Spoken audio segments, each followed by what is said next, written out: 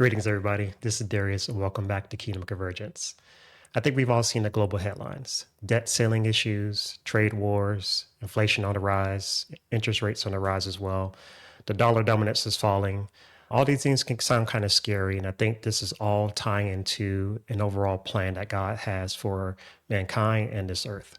But what if I were to tell you that by the end of this video, you'll see why this world system was never designed for us, and also detail out what God has already provisioned and provided for us instead? The first place that I would like to start is looking at the world's monetary timeline and kind of walk through some of the provisionings and the ideals that God has provided his people since the inception of mankind. In the beginning of the Bible, there was a variety of different monetary items that were used to exchange from an economy standpoint. This includes livestock, land, and agriculture. As time moved on, we started getting into Jesus's timeline where the Romans were occupying what is modern day Israel, and the Roman denarii was prevalent during that time where they used that to exchange goods and services. This is also part of the gold and silver portion of where God has utilized that as a means of transfer of wealth to his people. And today we use fiat currencies, which is supposed to be backed by the confidence of the world in the actual economy that actually is doing issuance of the fiat currencies. And I think today we're starting to move into something a bit different. And this is going to be with digital assets and cryptocurrencies. God continues to change the medium of exchange that mankind utilizes to engage in a economic livelihood. But at the same time, the principles of what God is doing is allowing us to utilize this to flourish and bless others here on this earth.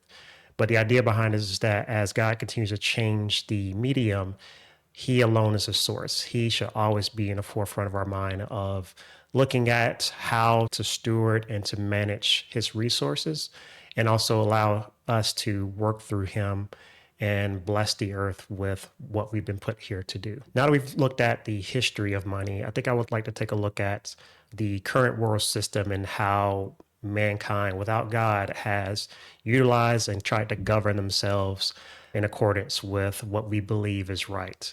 I'd like to take a moment and take a look at Maslow's hierarchy of needs. And some of you may already be familiar with this. This is something that myself learned in college, and this is something that is very prevalent in today's society from a psychological standpoint. So Maslow's hierarchy of needs is a assessment of all the different levels of human interaction and the things that we believe we need in order for us to flourish and to operate here on this earth and within this system. And so we're going to take a look at a couple different areas here and kind of start to look at and contrast it against what God said and try to see what those deltas are. So the first one here is the psychological needs. I think this is very basic for most people. We want to make sure that we have the very basic necessities to be able to survive, right? So these items are air, food, water, shelter, things of that nature. So we have to have that as a baseline in order for us to actually move forward with any other type of ability to work into the system that is currently operating today. So once we kind of meet the psychological needs, we move into the safety. So we have to feel safe, right? So the idea behind personal security, ensuring that we have a healthy and stable environment, and the financial security as well, and ensuring that we have the ability to continue to build a life here on this earth. Once those are met, we start to move into the love and belonging phase where the family dynamic is very important, the community, relationships, things of that nature. But then we start to get into the last two here, which gets very interesting from a psychological standpoint, is that once you've kind of met all those capabilities, the esteem portion where we start to look for we start to get self-respect. We start to get more confidence in who we are, what we've built, what we've done. Our reputation matters more. All of these different things that start to kind of culminate now that you've already met a lot of the core goals as far as surviving in this world and being able to sustain yourself. And then the last one here is the self-actualization, which is, it gets a little gray here from a standpoint of what this actually means person to person. But the idea here is that you start to move into personal growth, you start to look into moral decisions, you start to look at more purpose-driven actions, and you start to look outside of just yourself and trying to figure out how can we impact the world more. A lot of our billionaires and governing leaders sit in this area. That's why they're in those positions, because they're looking for more impact on the world. The contrast to that is also in this position, you start to look inward and try to determine, like, what is the legacy I'm leaving behind? What am I doing to impact the world on a greater basis? The idea behind this hierarchy is that this is governed by this world system, which Jesus taught us that this current system is not what God originally intended. And so the idea behind this understanding of Maslow and how Jesus contrasted this in Matthew 6, verse 25 through 33, Jesus states, "Do not worry, for your Father knows these needs." So he's already looking at the ideals that humans have, that we must be able to provide for ourselves. We have to sustain ourselves. We have to feel like we have to impact the world on a greater basis. But Jesus is telling us that we shouldn't worry about food. We shouldn't worry about clothing. We shouldn't worry about these things. And so the idea behind that is more deeper than I think a lot of us realize from a standpoint of what Jesus was trying to convey here. The way that God intended for us to operate here on earth obviously has been uplifted from the standpoint of the fall of man. But what God is trying to do, what Jesus is trying to do here, is bring us back to that point where we're more aligned with God the Father, and that we understand He's the sustainer here. He is the one that we should be seeking on a daily basis. And all these things are coming to place. He'll provide us food. He'll provide us water. He will provide us our self-esteem. He'll provide us our purpose here on earth to allow us to figure out where we're supposed to be impacting here. And so the idea behind capitalism is the problem, right? The capitalism monetizes Maslow's hierarchy of needs. And what it does also is it rewards scarcity thinking. So the idea behind capitalism and the idea of scarce thinking is you're looking at capabilities and ways to support people, but also trying to extract, the monetary portions out of them as well. And so what you do is there's an imbalance here, especially from a capitalism standpoint, where the idea behind capitalism is to make as much money as possible and to be able to distribute goods and services with the lowest amount of effort. But at the same time, you have to extract value from people and take advantage of certain situations. This is why we offshore a lot of our goods and services, is because the labor is cheaper there. And so we're putting individuals who don't have much of a choice because of the situation they were born in or the situation they was put in, and extracting value in order to better a particular company's bottom line at the end of the day. And so what Jesus is saying, that this idea of scarcity has driven us to a point to where we're fighting for goods and services. We're fighting for the ability to capture a certain market. And these things breed dysfunction within an organization and a society. And then also it creates a dichotomy between the middle class, those that have and those that have not. And we've all seen this, right? The middle class is being squeezed from the debt-based systems that we're in, to include our governments. The United States and other governments are in debt as well. And so we have this debt-based society that has put everybody into a prison, so to speak, that we have to operate it within a certain manner. We have to fight for resources. We have to take advantage of each other. And these are all the things that God told us not to do. And what it does is it breeds dysfunction. It breeds division. And we've seen this over the years within the variety of different aspects where we've become more divided because of these things.